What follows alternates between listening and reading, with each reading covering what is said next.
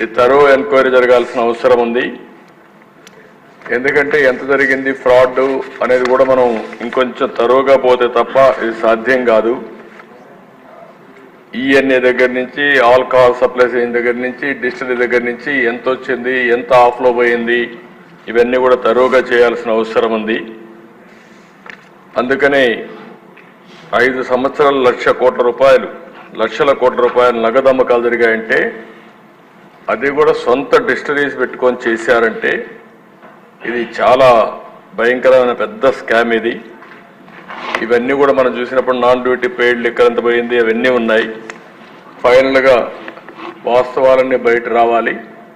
అందుకనే ఈ ప్రభుత్వం దీన్ని సిబిసిఐడి ఎంక్వైరీకి ఇస్తూ అదే సమయంలో